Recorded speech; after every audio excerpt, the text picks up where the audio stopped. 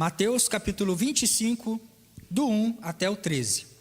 Diz assim a palavra do nosso Deus: Então, o reino dos céus será semelhante a 10 virgens, que tomando as suas lâmpadas, saíram a encontrar-se com o noivo.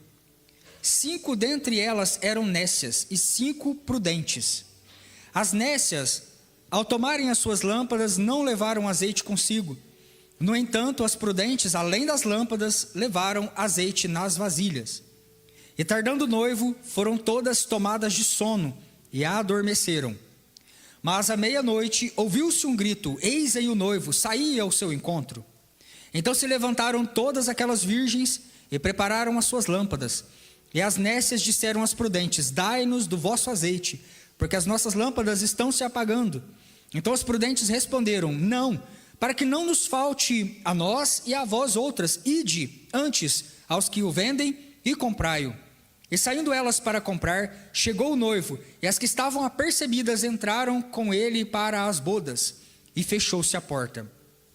Mais tarde, chegaram as virgens nécias, clamando: Senhor, Senhor, abre-nos a porta. Mas ele respondeu: em verdade vos digo que não vos conheço. Vigiai, pois não sabeis o dia e nem a hora. Aleluia. Queridos, essa parábola muito conhecida da igreja, Jesus está nos exortando a respeito da necessidade de estarmos preparados para a sua vinda. E aqui ele usa a figura de um casamento, uma figura muito conhecida naquela época. Jesus estava sempre usando figuras do cotidiano das pessoas, coisas que as pessoas conheciam. Então Jesus, enquanto está pregando, ele usa de um exemplo de um agricultor que está semeando, ele usa de um exemplo de um bom pastor que está cuidando das suas ovelhas.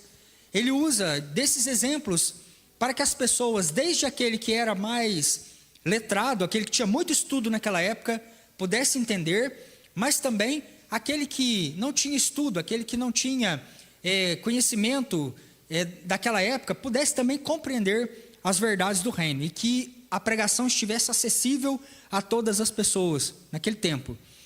Então Jesus começa a contar esta história, a história relacionada a um grande casamento. Um noivo de longe, um noivo talvez de um outro país ou de uma outra cidade distante, ele vai se casar com uma noiva. E ele está indo de um lado para o outro, ele está saindo lá da sua nação, daquele lugar distante, indo em direção à casa da noiva, ao território da noiva, para ali se casar com ela e lá celebrar o grande casamento. E segundo os costumes daquela época, era comum que um noivo viesse junto com seus amigos. Eles elaborariam um cortejo, uma procissão, seria ali, o que é mais parecido para nós hoje como uma carreata.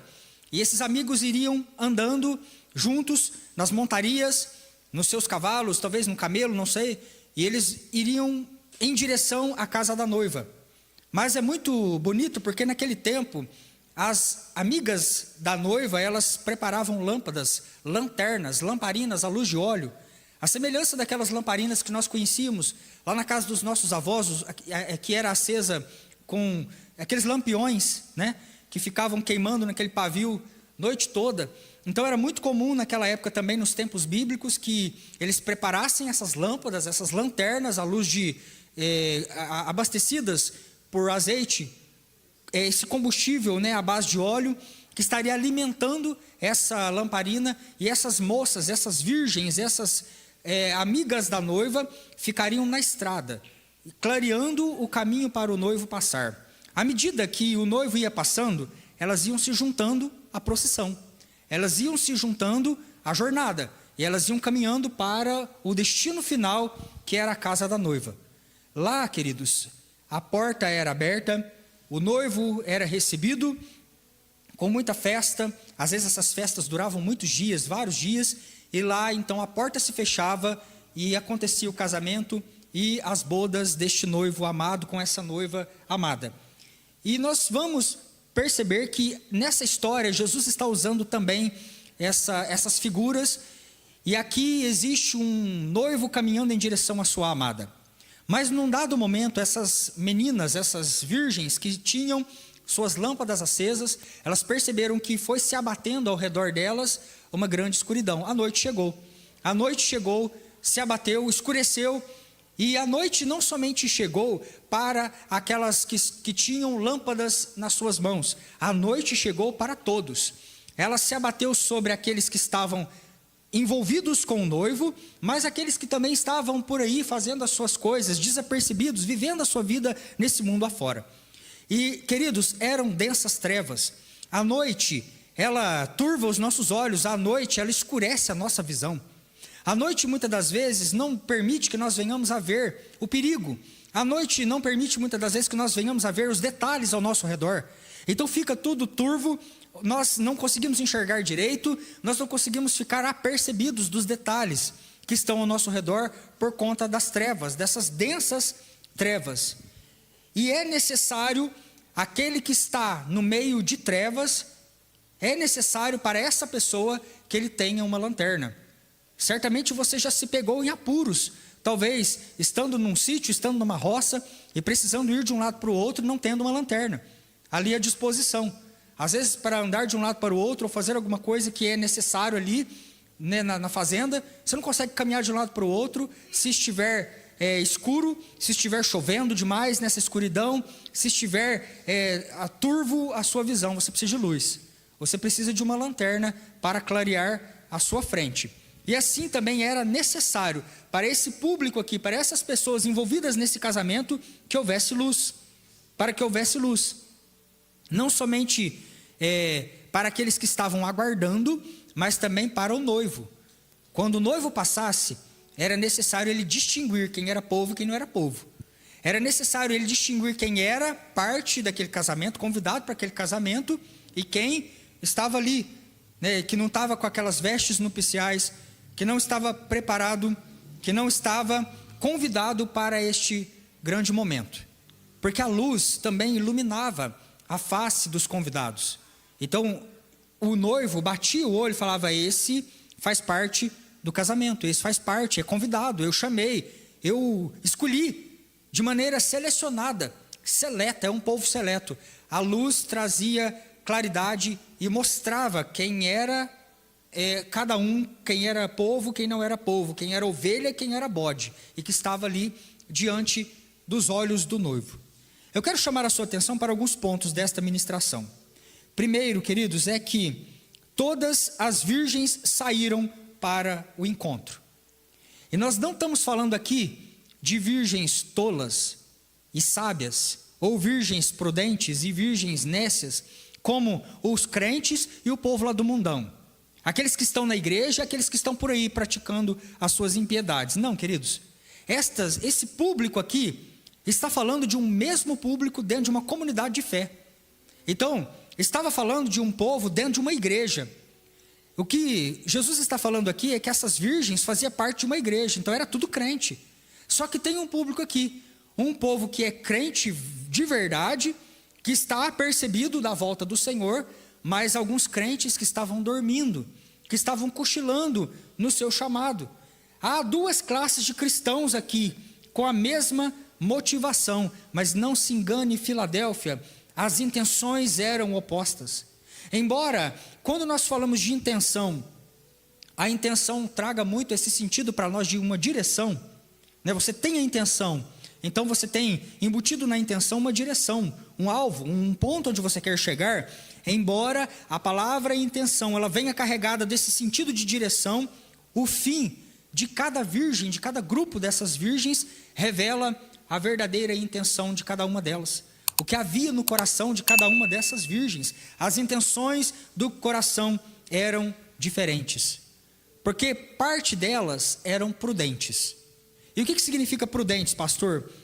A palavra prudente, quando traduzida, significa cuidadosa com os seus interesses.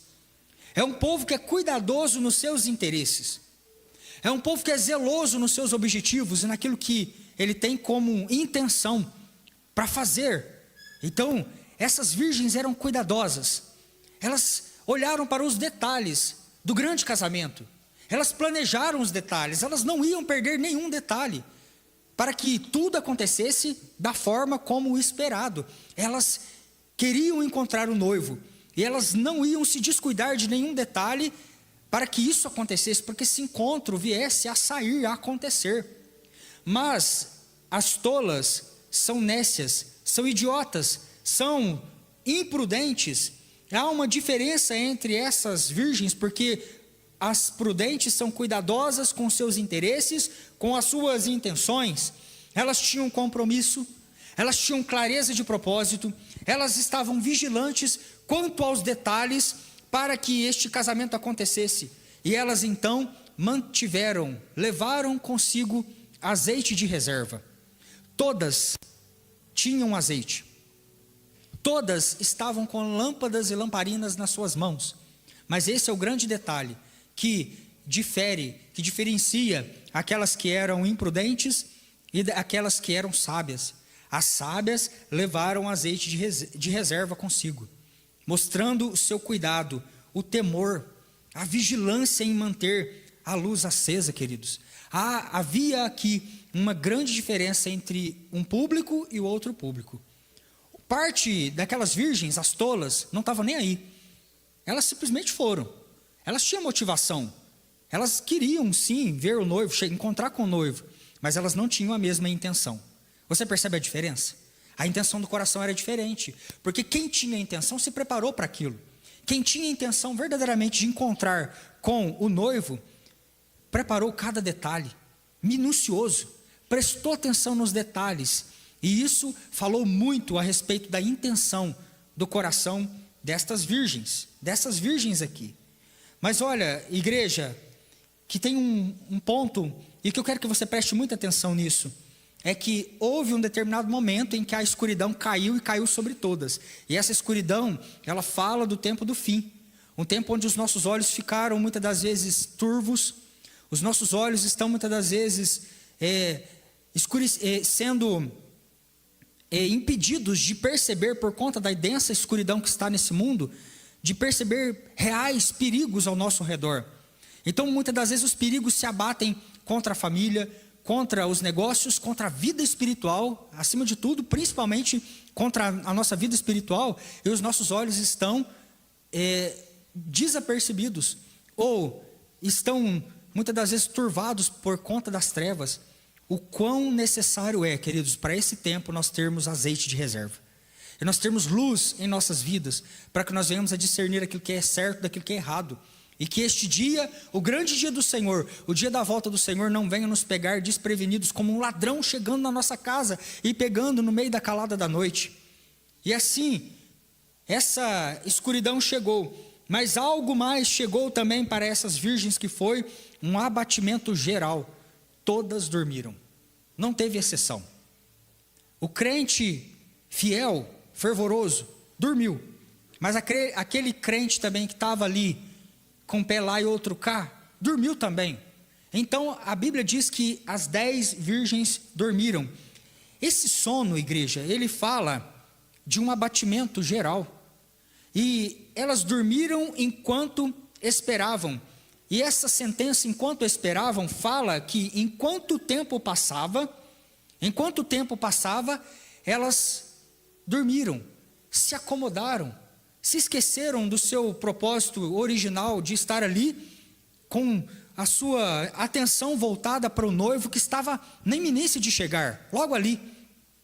2 Pedro, capítulo 3 e versículo 4, fala que por conta, querido, da iniquidade, por conta de muitas das vezes a frieza geral que vai tomando conta da igreja, muitos de nós têm essa tendência de questionar e até perder a fé nas promessas do Senhor.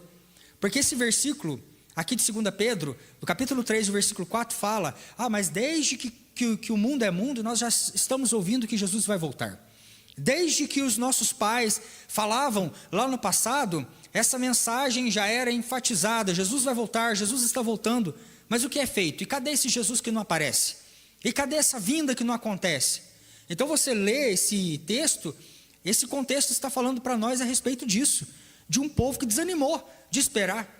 E por conta da frieza, por conta das coisas desse mundo, foi acostumando, falou: mas esse negócio é uma conversa fiada, porque nunca, estamos esperando há quanto tempo, e nada dessa segunda vinda de Jesus. Mas irmãos, eu venho até vocês nesta noite, E quero que você tenha toda a atenção, porque nós estamos vivendo esta fase da parábola, o tempo do sono das virgens, o tempo do abatimento sobre a igreja, o tempo de uma dormência. Nós estamos nesse tempo de apatia, de desprezo pelo sagrado, onde as distrações têm tomado conta da nossa vida e há uma falta de prioridade, onde a vida espiritual se tornou simplesmente uma opção a mais. Queridos, quando é que nós chegamos a esse ponto? Por que nós estamos priorizando tantas coisas? Olha, nós priorizamos o começo de ano, fazer uma dieta, priorizamos exercitar mais, priorizamos poupar dinheiro, parar de ficar gastando aqui e acolá com coisa que não faz sentido. Nós priorizamos ajudar mais o próximo, fazer a leitura bíblica no ano todo, né?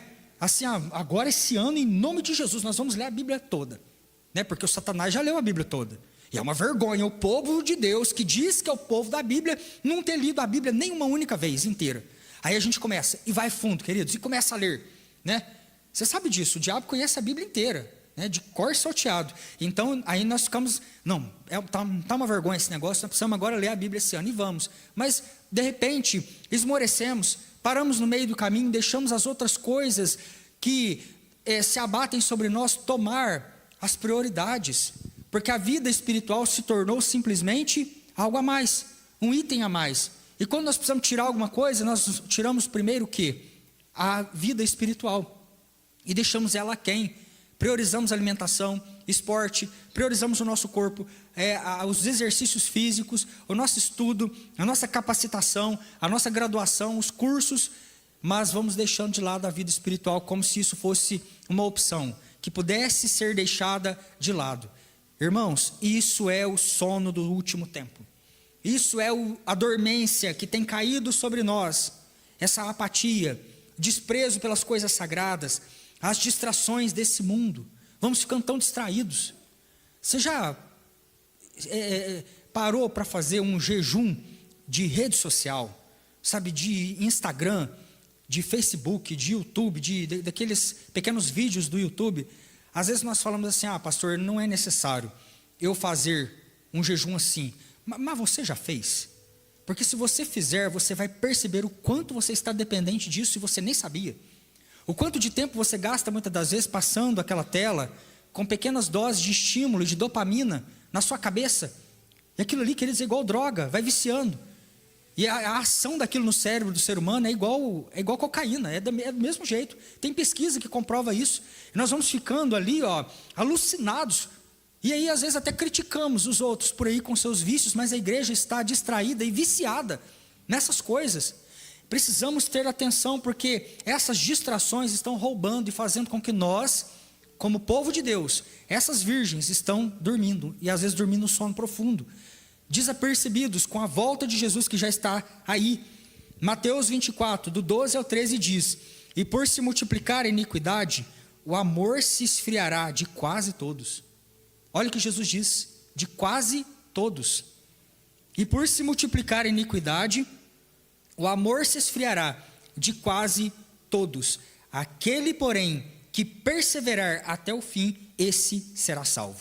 Aleluia, esse será salvo. Renove a tua esperança, a tua força, a tua expectativa, em nome de Jesus, igreja, em Jesus Cristo, e na presença dEle que está chegando, muito perto está o dia do Senhor, o dia da nossa redenção final. Nós precisamos ter isso em mente, isso precisa ficar evidente diante dos nossos olhos, e o nosso coração precisa estar olhando para o Cordeiro, porque muito em breve está chegando este grande momento, grande dia em que nós o veremos como Ele é, tal qual Ele é, face a face. Nós o contemplaremos, a beleza do nosso Cristo, do nosso Deus. Aleluia. Mas esta é uma palavra de exortação, é uma palavra de alerta para a igreja desses últimos dias. Porque é assim, queridos, e não é só aqui não, é para todo lado, de um lado para o outro, as pessoas estão cada vez mais abatidas. Sabe esse desânimo que você sente, não sabe de onde que está vindo? É o fim, é o tempo do fim, é o sono. Esse sono está geral.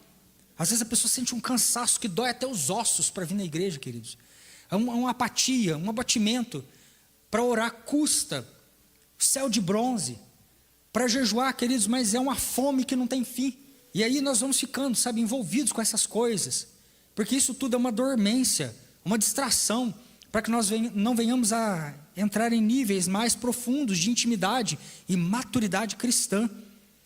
A palavra, uma das revelações, ela está para nós de forma escrita, que é a palavra de Deus. E aí nós temos uma birra de ler. Todo mundo, você acha que Satanás não tem interesse que você não leia?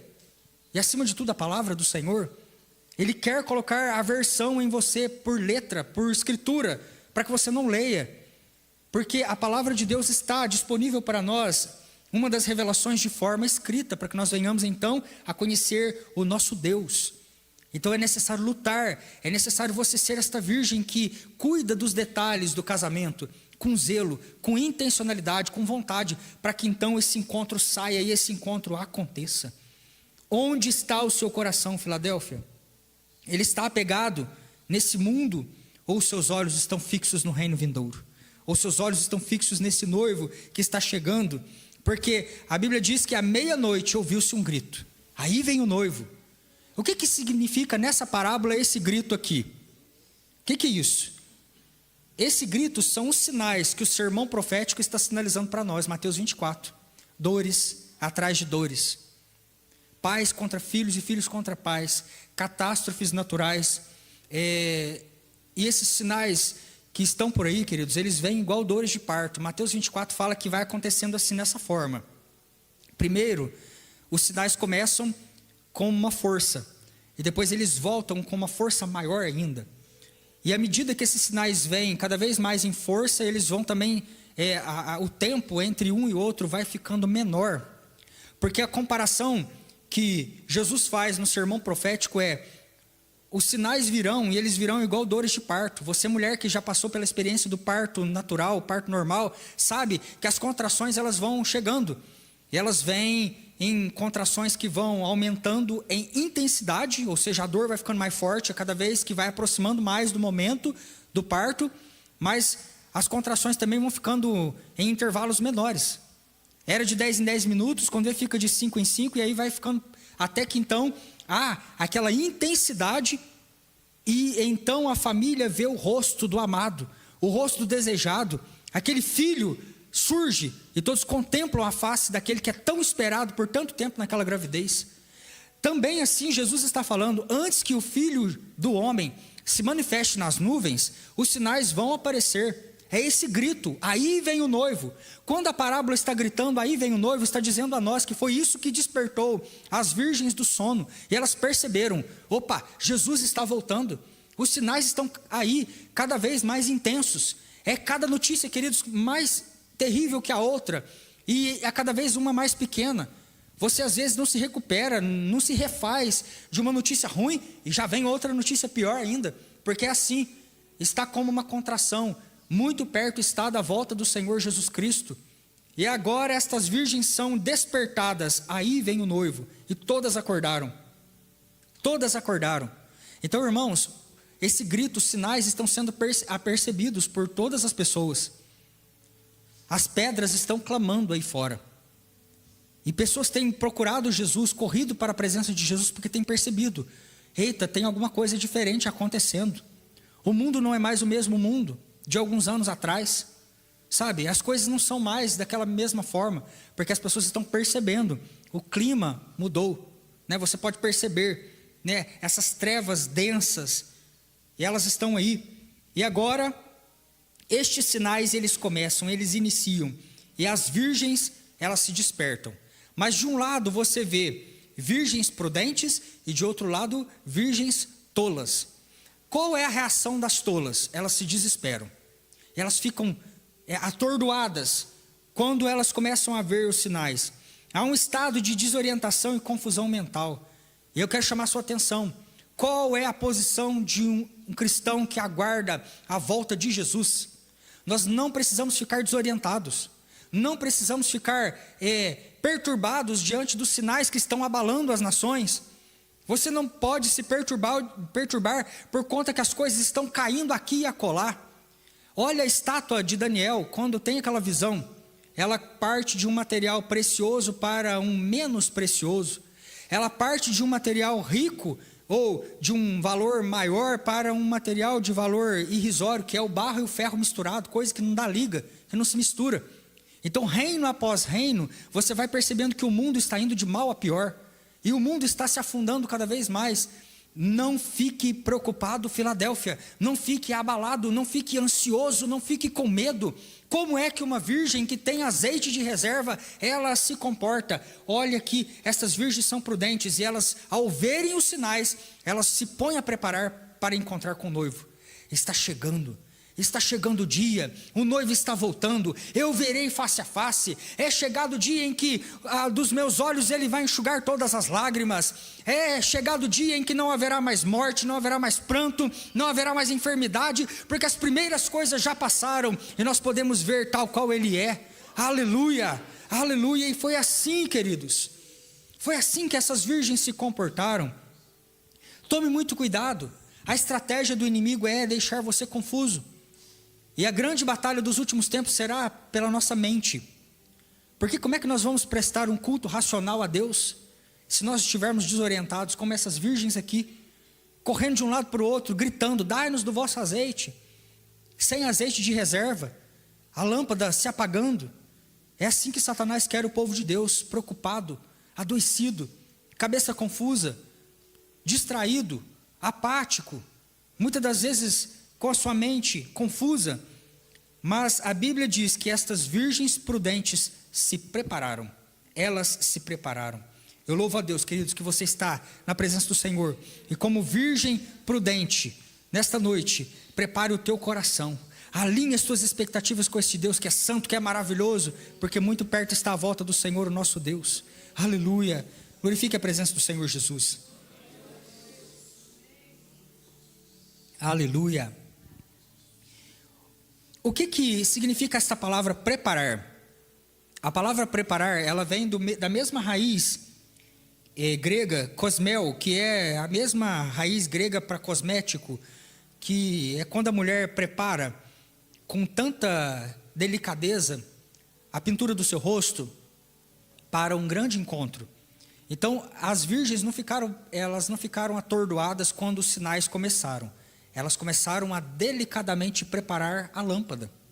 Isso fala de um cuidado, sabe, mulher, igual aquele cuidado que você tem para fazer a sua maquiagem. E a mulher não se maquia com pressa, não se maquia com aquela confusão, aquele desespero. Não é assim. Ela vai com calma, cuidando dos detalhes. E esse verbo preparar aqui do grego é a mesma intensidade. Foi assim que elas puseram a se preparar, cuidando dos detalhes da sua lâmpada, para que viesse então a encontrar o noivo amado. E elas arrumaram, cortaram o pavio queimado, tiraram aquele carvão ali, encheram novamente de azeite e atiçaram a chama, porque um pavio de lamparina que está cheio de carvão, ele pode comprometer a chama, você sabe disso. Ele pode deixar a chama às vezes pequena, apequenada. E elas agora precisavam de intensidade, precisavam queimar, precisavam que as suas lâmpadas viessem a queimar. Esse pavio queimado precisava ser retirado, porque poderia atrapalhar a intensidade da chama. Então elas se livraram das consequências do sono, um pavio sujo, um pavio queimado, a apatia do sono. E agora, queridos, elas começam a queimar. Eram densas trevas, trevas de meia-noite, eram densas trevas que exigiam uma intensa luz. E um pavio queimado, um pavio cheio de carvão, poderia atrapalhar a intensidade desta chama. Isso nos ensina, igreja, e que nós venhamos a aprender com essas virgens, a ter cuidado para não descair da firmeza da fé. Lá em 2 Pedro, capítulo 3, versículo 17, fala assim, diz assim a palavra do Senhor: vós, portanto, amados, sabendo isto de antemão, guardai-vos, já que vocês foram alertados de antemão, guardai-vos de que, pelo engano dos homens, engano de homens abomináveis, sejais juntamente arrebatados e descaiais da vossa firmeza. Então há muito perigo quando nós não cuidamos da nossa lâmpada, não aparamos o pavio da nossa vida espiritual. Isso pode nos impedir, queridos, de queimar intensamente por Jesus e de não haver luz o suficiente na nossa vida, Você foi chamado para queimar todos os seus dias na presença do Senhor. Gaste o melhor dos seus dias em intensidade, o melhor da tua mocidade, jovem, o melhor da intensidade do teu ser. Você que é um sonhador, você que já está nessa posição diante de Deus, nosso Senhor, com seus cabelos louvados pela palavra de Deus, o branco dos seus cabelos. Gaste o seu melhor dos seus dias na presença do Senhor. Queime com intensidade. E nessa noite que nós venhamos a aparar o pavio da nossa lamparina e assim, queridos, incendiar o nosso coração por Cristo Jesus. Aleluia. Um detalhe que eu preciso falar com você: as virgens puseram-se a organizar a sua lâmpada, mas nenhuma delas limpou a vasilha, nenhuma delas estava lavando a sua vasilha, limpando a sua vasilha. E isso aqui é algo que nos chama a atenção. Por quê? Não havia tempo para questões básicas que já deveriam ter sido resolvidas. Sabe de uma coisa, queridos? Uma vasilha suja não faz parte da vida de uma virgem. Uma lamparina quebrada, furada, não faz parte da vida da igreja. Uma lamparina suja não faz parte da vida do povo de Deus. Quem se prepara para um casamento precisa ter cuidado com as suas vasilhas. Você precisa ter cuidado com as suas vasilhas. Até quando nós apresentaremos a Deus vasilhas sujas, vasilhas furadas? Deus não coloca azeite em lamparina furada, queridos. E é por isso que aqui, e presta muita atenção nisso, eu achei isso aqui interessante, porque havia dois grupos dentro daquela igreja: virgens tolas, virgens sábias. Tanto as tolas quanto as sábias tinham em suas mãos lâmpadas que estavam íntegras, elas não estavam furadas. Então nenhuma delas parou para remendar lamparina nesse momento do grito, mas a atenção delas estava voltada para o combustível e o azeite de reserva. E isso faz toda a diferença. Porque, queridos, quando a Bíblia está dando uma ênfase dessa, Jesus está nos ensinando que as questões básicas precisam ficar bem resolvidas. Sabe de uma coisa? Não dá para nós ficar nessa conversa fiada. Isso é pecado, aquilo outro é pecado. Entende? Coisinha básica que já devia ter sido resolvida lá atrás. Lamparina furada. Lamparina furada. Perceba que até para essas virgens tolas aqui, o básico já tinha sido resolvido. Então tem coisas na nossa vida que nós precisamos olhar para a cruz de Cristo e resolver rápido. Resolver rápido, queridos, porque Deus não coloca azeite em lâmpadas furadas. Então nós precisamos olhar para a cruz de Cristo e nos resolver ali. Pecado é pecado, não dá para ficar chamando pecado de adversidade, não dá para ficar chamando pecado de más escolhas e más decisões. Pecado é pecado, queridos, isso pode nos levar para o inferno, isso pode nos matar espiritualmente. Até quando nós estaremos dessa forma? Deus não tem compromisso com lâmpadas furadas. Há um alerta da parte de Deus para nós nesta noite. Muitos ainda não perderam toda a sua vida espiritual, mas estão em risco de ficar em trevas exteriores, por conta de não apresentar a Deus lâmpadas que revelem a sua verdadeira identidade de igreja, identidade de cristão, na presença do Senhor. E às vezes nós olhamos para esse texto aqui, parece egoísta, né? Porque as virgens falam: dá-nos do vosso azeite, as nossas lâmpadas estão se apagando. Então elas queriam que as irmãs compartilhassem com ela um pouco para elas. E as virgens prudentes falam: não podemos compartilhar azeite, porque pode faltar para nós e faltar para você, e vai ficar todo mundo, né, na mão. Pega e reparte, aí nenhuma e nem outra. Mas antes vá a quem vende e compre deles. Talvez vocês encontrem algum mercado que venda ainda, que abasteça vocês. E enquanto isso acontecia, elas foram e o noivo chegou. O noivo apareceu. E às vezes nós podemos achar que isso aqui é egoísmo delas, mas não é. Isso está aqui dessa forma escrita para lembrar a nós que a salvação é individual, queridos. Jesus estava querendo dar essa ênfase para nós. Salvação é individual. Você precisa se encontrar como filho de Deus. Deus não tem neto, Deus tem filho. Você entende isso? Então vocês, filhos, vocês não podem pegar carona na espiritualidade dos seus pais. Você, filho de pai cristão, precisa ter um encontro com Jesus. A experiência dos seus avós precisa ser a tua experiência com Deus agora. Você precisa ter uma experiência com o Senhor Jesus. Não dá para pegar carona na espiritualidade do pastor. Você pede intercessão para os intercessores, você pede oração para os seus pastores, nós oramos, queridos, isso faz parte da nossa vida como comunidade de fé. Mas não dá para você pegar carona. Quando Jesus chegar e soar as trombetas, é você, queridos, é a tua busca. É você que tem que estar orando, é você que tem que estar buscando, porque não dá para compartilhar desse azeite. Você precisa estar cheio do Espírito Santo de Deus. Aleluia. E é assim, cada um deve guardar o seu próprio azeite, porque foi no momento do enquanto que o noivo chegou. E há um perigo grande de vivermos na expectativa do enquanto. Esse intervalo perigoso, enquanto Jesus não volta, um dia eu faço, no tempo certo eu me posiciono. E às vezes as pessoas chegam e usam até passagens bíblicas. Ah, pastor, há um tempo determinado para todas as coisas. Irmãos, há um tempo determinado para todas as coisas? Às vezes o tempo de Deus já chegou para nós, e nós estamos rebeldes quanto à vontade do Senhor, nosso Deus, para a nossa vida. O tempo determinado é hoje, o tempo é agora, porque há um intervalo muito perigoso. Não deixe para tomar a atitude daquilo que você precisa fazer hoje, para tomar amanhã, sob o pretexto de há um tempo determinado para todas as coisas. Às vezes esse tempo, queridos, não pode chegar. O tempo verbal da fé é agora, é hoje. Perdoa hoje, libera isso hoje, tira essa mágoa do teu coração hoje, em nome de Jesus. Faz aquele telefonema hoje, pede perdão hoje, em nome do Senhor Jesus. Para de carregar, sabe, essas mágoas nas tuas costas, que tem somente, assim, queridos, ferida é você mesmo.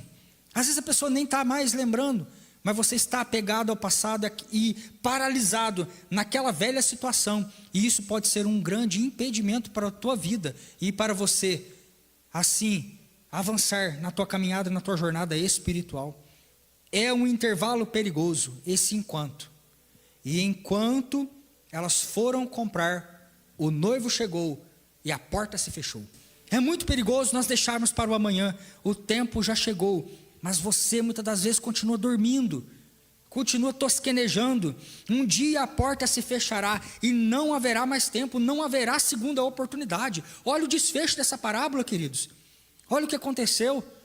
A Bíblia diz que a porta se fechou e as virgens começaram a bater. E então o noivo, ele olha, e no meio da escuridão ele não enxergou essa igreja. Uma igreja sem luz, uma igreja que não conseguia iluminar a face. Ele não viu identidade, não conseguia identificar. Ah, mas será que é igreja ou será que não é? Está no meio de densas trevas. Eu não consigo ver característica de igreja. Eu não consigo ver face de igreja. Não há traços de igreja nessas virgens que batem a porta pedindo uma segunda chance. Não havia luz, elas não foram conhecidas pelo noivo. Jesus, ele vem buscar uma noiva que tem identidade. Jesus está vindo buscar uma igreja que quando ele olha, ele sabe quem é, queridos. Ele enxerga o nosso rosto, porque nós estamos com a lâmpada clareando. Senhor, eu estou aqui, olha para mim, sou eu, Senhor Jesus. Eu faço parte desta grande lista de convidados para o teu banquete. Eis-me aqui, Senhor, o meu coração está queimando de amor e de zelo santo pela tua presença. Aleluia. Jesus virá buscar uma igreja que ele conhece. A escuridão ofuscou o rosto daquelas virgens, e então elas ouviram: apartai-vos de mim, apartem-se de mim, eu não conheço vocês. É muito sério isso. Olha, irmãos, nós estamos vivendo um tempo em que a identidade da igreja ficou complicada de reconhecer. Falta luz na igreja, falta luz. O Senhor Deus nos chamou para sermos um corpo coeso, um corpo inteiro. O óleo da unção cai na cabeça, passa por um corpo inteiro e sai lá na orla do manto. Então ele passa e percorre um corpo que é inteiro, não é pedaços. E nós temos visto uma igreja, muitas das vezes, como aquele mito do Frankenstein. Vocês conhecem a história dele, que ele é feito de partes? Né? Lá na história, no livro, é um pedaço de um costurado com um pedaço de outro, é uma pele de um e uma perna de outro. Então montou um ser com partes de muitos lugares. E às vezes a igreja de Cristo Jesus chegou nesse ponto. Essa noiva toda costurada, partes daqui e partes de acolá. E às vezes nem nós mais sabemos quem nós somos. No meio de falta de identidade. Não concordamos nas doutrinas, não sabemos as doutrinas básicas da nossa fé, não sabemos o credo apostólico, não sabemos nada a respeito da história da igreja, não sabemos para que lado correr, ficamos perdidos muitas das vezes porque não lemos as escrituras, e vamos pegando pedaço daqui, pedaço de lá, e perigosos pedaços, muitas das vezes conforme os nossos apetites. Esse pastor da internet fala isso, esse de cá fala isso, essa mentoria aqui é o meu coach que é de cá, e assim nós vamos montando. E a igreja se torna uma igreja fragmentada, uma igreja costurada, que não sabe mais quem que é. E é isso. Jesus está vindo buscar uma igreja que sabe a identidade, que tem nome, que tem um corpo glorioso. Sabe, uma igreja que é filha, uma igreja que se parece com o seu Cristo. Nós não precisamos ficar pegando coisas aqui e acolá nesse mundo para dizer quem nós somos. Nós já temos nome, igreja. Nós já somos pertencentes a uma mesa, fomos adotados na mesa do nosso Pai. Muitas das vezes Satanás está debochando de nós. Muitas das vezes este mundo lá fora, que sabe muito bem quem ele é, que tem uma identidade definida acerca de matar, roubar e destruir, tem zombado da igreja de Cristo Jesus, porque a igreja está sem luz no seu rosto. E Jesus olha e fala: não conheço essa igreja, apartai-vos de mim, não vos conheço, não sei quem é esta igreja. Que, queridos, quando você entrar e sair dos ambientes, você seja sal e luz nessa terra. Igreja que Jesus conhece, igreja que Jesus conhece. E para encerrar, eu quero ler com vocês Lucas capítulo 21. Lucas 21.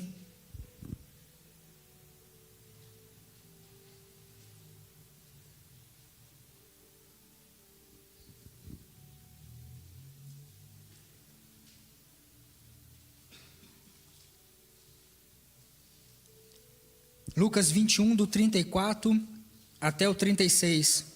Acautelai-vos por vós mesmos, para que nunca vos suceda que o vosso coração fique sobrecarregado com as consequências da orgia, da embriaguez e das preocupações desse mundo.